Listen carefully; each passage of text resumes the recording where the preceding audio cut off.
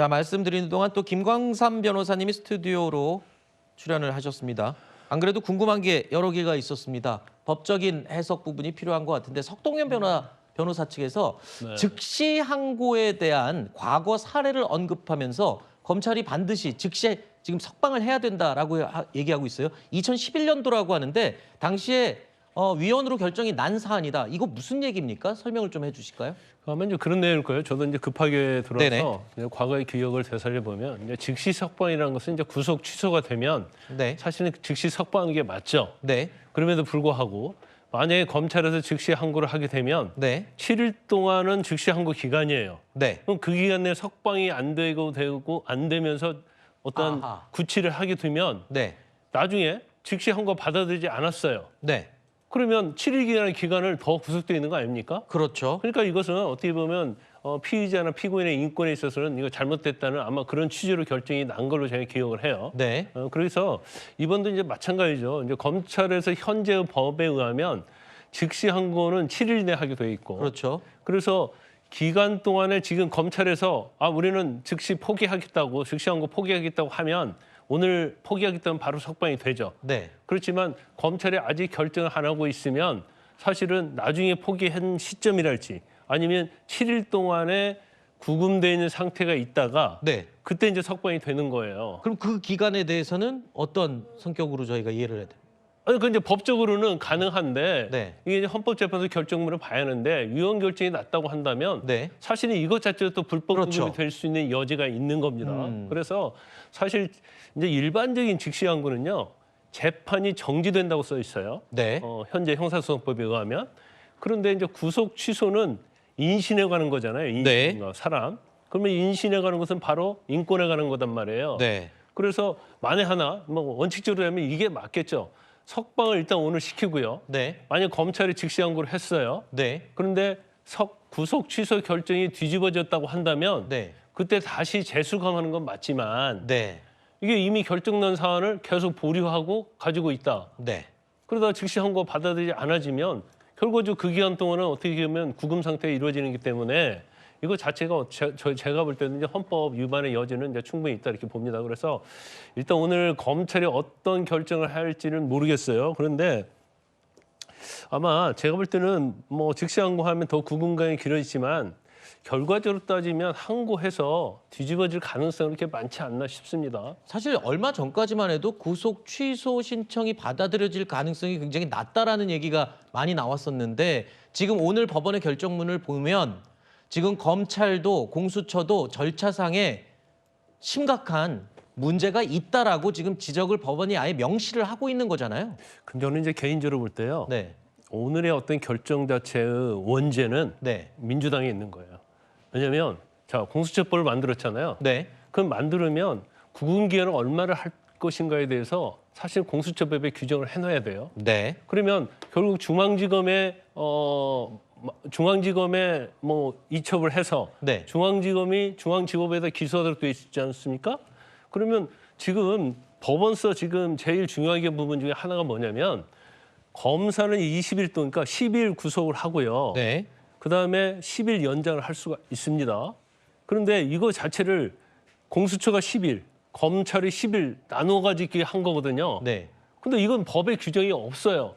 그러면 사람의 인권과 인치에 관한 거, 구금에 관한 걸 왜 자기들 마음대로 나눠 가지라는 거예요. 이게 법에 전혀 규정이 안 되는 거단 말이에요. 네. 그러면 지난 검경수사권 조정 때도 사실 이런 부분에 대해서 법에 규정을 했어야 합니다. 더군다나 인권에 관한 부분, 구금에 관한 부분은 해석이 애매할 때는 피고인의 이익으로 하는 것이 형사소송법의 원칙이에요. 인권 우선으로. 그렇죠. 그래서 사실은 뭐 저희가 그 약간 그 법의 규정이 안 돼 있어서 이 애매한 부분에 대해서 법원이 어떻게 판단할지를 좀 궁금해했었는데 네. 지금 대통령실에서 주장하는 것은 누구 편을 들자고 하는 게 아니고요. 지금 구속기관에서도 마찬가지죠. 구속기관에 대해서도 저희가 검사 때도 체포영장 적부심 청구되면 1시간 정도만 서류를 줬다 하더라도 네. 이걸 하루를 연장시켰거든요. 네. 이게 관례적으로 이루어진 거예요. 네. 그런데 이번 재판부에서 이제 그 부분에 대해서도 이제 다른 해석을 하고 있다 이렇게 볼 수 있어요. 네. 자, 지금 말씀하신 부분의 핵심은 이겁니다. 지금 검찰이 7일 동안 숙고를 해서 항고를 결정할 수 있도록 법적으로는 보장이 돼 있지만 석도겸 변호사가 지금 주장하고 있는 즉시 항고 2011년에 이미 위헌으로 결정이 났고 이 부분은 지금 변호사님 설명대로라면 인권을 우선으로 해야 한다라는 전제를 깔고 있습니다. 그러면서 구속 기간을 검찰과 공수처가 나눠서 했던 부분도 역시 인신 구속과 관련된 인권이 우선돼야 되는 그런 부분이다. 그리고 한 가지 아울러서 이러한 절차적인 하자가 복잡하게 이렇게 꼬여버린 모든 근원은 공수처법을 만든 민주당에 있다라고 지적을 하고 있습니다. 어떻게 보십니까? 민주당의 책임을 얘기하는 것의 그 취지는 이해하겠어요. 그러나 검경 수사권 조정 차원에서 민주당이 공수처 설립을 주도했던 건 맞습니다. 네. 그러나 검경 수사권 조정 이후에 공수처 그 수사기관이 검찰 간에 충분한 어떤 협의 과정을 통해서 논의될 수 있었던 내용이란 말이에요. 근데 그런 것들이 간과돼서 진행된 것이기 때문에 그 과정까지 왜 민주당이 챙기지 못했냐 이렇게 얘기하는 것은 오히려 문제를 좀 다른 데로 끌고 가는 측면이 있어 보이고요. 저는 국민들이 볼 때는 이렇게 볼 수밖에 없습니다. 자, 검찰이나 공수처나 다 수사기관입니다. 네. 그런데 아니 윤석열 대통령이라고 하는 이른바 내란 수괴 혐의를 받는 피의자를 구속하는데 아니 구속 기간, 시간 문제를 가지고 막 논란이 있었단 말이에요. 굉장히 불안했습니다. 네. 그런 적이 없잖아요, 지금까지. 이런 중대 혐의에 대해서. 두 번째는 오늘 재판부가 내는 사법부의 설명 자료를 보면 그렇습니다. 그 서류가 법원에 있었던 시간도 뭐 계산이 하느냐 마느냐. 네. 이걸 국민들이 누가 합니까? 전혀 모르는 상황이잖아요.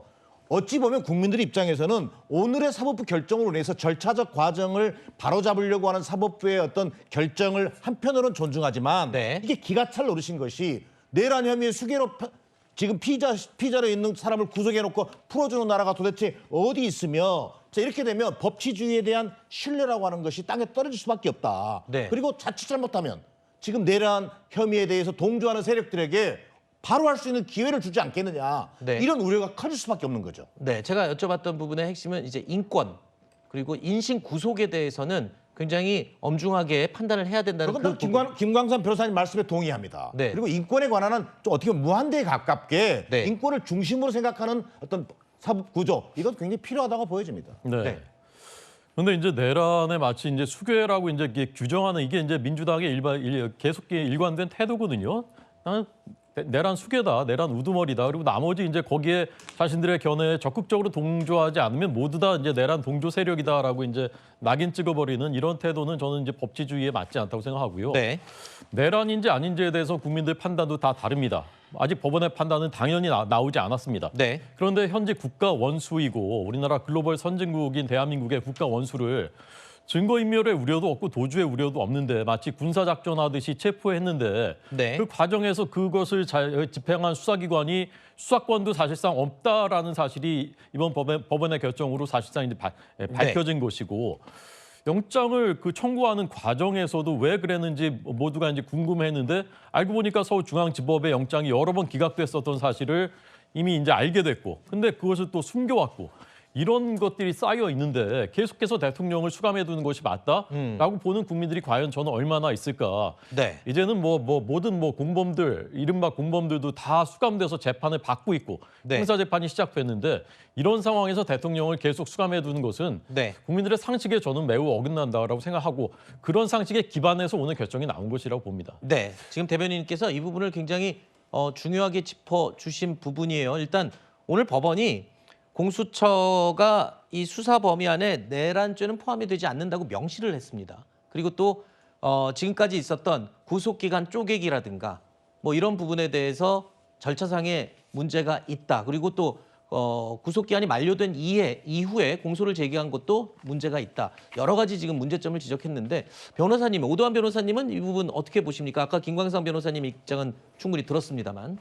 예, 일단은 이 법원에서 판단한 부분은 공수처가 수사권이 없다라고 단정지어서 판단한 것은 아닙니다. 아, 그래요? 그렇죠. 문헌이 그렇죠. 왜냐하면 관련 범죄의 요건에 충족을 하는지에 대해서 기존에 판례가 없다. 네. 그리고 수사 과정 중에 인지했다라고 하는 증거가 명확하지 않다라는 점을 들어서 판단한 것이고요. 네. 사건 전체를 보더라도 실체적 사유에 관련된 것들, 그러니까 구속 사유에 우리가 말하는 뭐 도주의 우려라든지 이런 것들에 관련된 혐의가 없다든지 이런 것에 이유로 해서 구속을 취소한 것이 아니라 절차적인 이유에 관한 것이고요.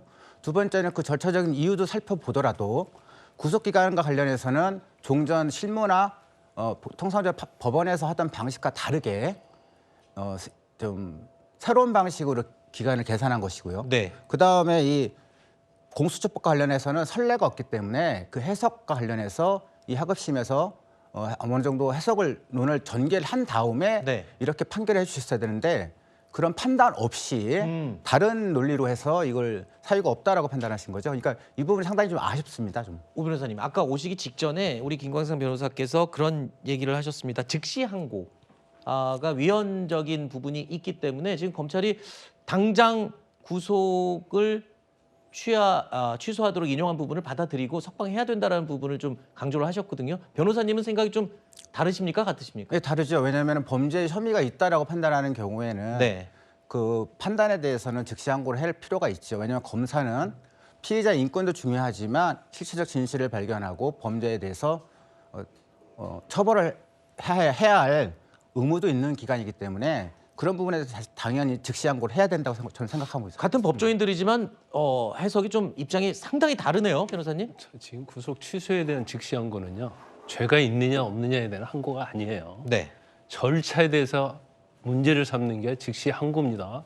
그래서 이제 아까 제가 뭐 빨리 오느라고 체크를 못 해봤는데 이제 구속 집행 정지도 취소는 아니지만 구속을 정지시키는 거예요. 네. 근데 거기에 대해서 검찰의 어떤 즉시 항고 자체가 유언이라는 판결이 있더라고요. 보니까 유언이라는 결정 헌법재판소에서.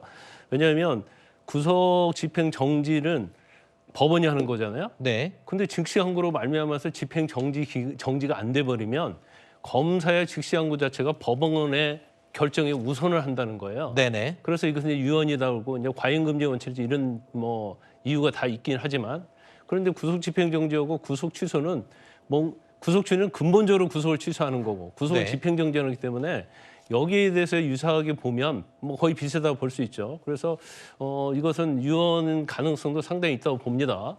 그런데 지금 법원에서 구속 취소 결정한 사유가 죄가 있다 없다 혐의가 있다 그 부분을 말하는 게 아니에요. 네. 일단은 문제가 있다는 거죠. 문제가. 첫 번째 문제는 어떤 거예요? 자, 구속기간 만료와 관련 문제 아닙니까? 그래서 구속기간 만료를 계산할 때는 지금 가장 문제되는 것이 20일로 한다고 하면 이제 체포적 부심 청구하면 그 기간이 빠져야 한단 말이에요. 네. 그런데 그 기간을 예를 들어 가지고요. 오늘 체포적 부심이 들어와서 오늘 서류를 저녁 6시에 법원에 보냅니다. 그리고 다음 날 아침에 낮에 12시에 왔어요. 네. 그러면 지금 6시부터 다음 날 12시까지 시간만 빼야 한다는 거예요. 네. 그래서 더 구속할 수 있는 기간은 그 기간만 더 하면 되는데 저도 이제 검사 출신이지만 저희 검사 때도 오늘 하루 완전히 내일 하루 완전히 하고 이틀을 연장을 해버려요. 그런데 그걸 우리가 아무런 뭐 관례적으로 해왔기 때문에 당연히 뭐 구속을 이틀 더 해도 된다 이렇게 된단 말이에요. 근데 오늘 12시에 서류 보내서 내일 12시에 받으면 24시간이 구속 기간이 연장돼야 하는데 네. 48시간이 되잖아요. 그 부분에 대해서 이제 법원에서 문제가 있다고 지적을 한 거예요. 네. 그리고 그게 오늘 설명 자료의 두 번째 중요 그렇죠. 사유가 되네요. 이제 첫 번째 사유가 그게 공수처에 관한 내란죄 수사권이 있느냐에 관한 문제인데 네. 사실 이 부분에 대해서는 지금 이게 일반적으로요. 자, 직권남용을 수사를 하다 보니까 내란죄가 나왔어요. 그래서 대통령이 아닌 경우에 네. 그럴 때는 공수처에 수사 권한이 있습니다. 네. 근데 대통령은 뭐예요? 내란 외환죄 외에는 기소할 수 없어요. 네. 근데 기소할 수 없는 직권남용죄를 가지고 수사를 하다가 내란죄를 발견해가지고 내란죄를 수사를 해요. 네. 그래가지고 이걸 검찰로 이첩을 했는데 수사의 시작이 된 직권남용죄는 뺍니다. 검찰에서. 그래놓고 내란죄를 기소를 해요. 그러니까 수사가 직권남용으로 시작했는데 결과적으로 기소는 직권남용을 빼고 내란죄만 기소한단 말이에요. 그래서 이게 뭐 잘못하고 잘하지 않는 걸 떠나서 일단은 그 부분에 대해서 분명히 문제가 있는 건 맞죠. 네. 그래서 지금 만에 하나라도요. 지금 재판부도 아마 그런 생각을 했을 거예요. 공수처가 내란죄 수사권이 없다는 결론이 나와버리면 공소 제기 자체가 이건 각하가 될 수 있고 또 경우에 따라서는 이건 절차에 관한 문제이기 때문에 네. 수사한 것이 다 재료로 되는 거예요. 네. 그래서 이제 그런 부분이 있기 때문에 일단 구속 취소하고 불구속 상태에서 수사를 받는 게 맞다. 이게 이제 법원의 입장으로 보입니다. 우리 오도환 변호사님 입장을 잠시 후에 하실 말씀 예. 충분히 듣도록 하고요. 자, 오늘 구속 취소 법원에서 인용된 부분에 대해서 대통령실은 어떤 분위기고 어떤 입장을 밝힐지 궁금합니다.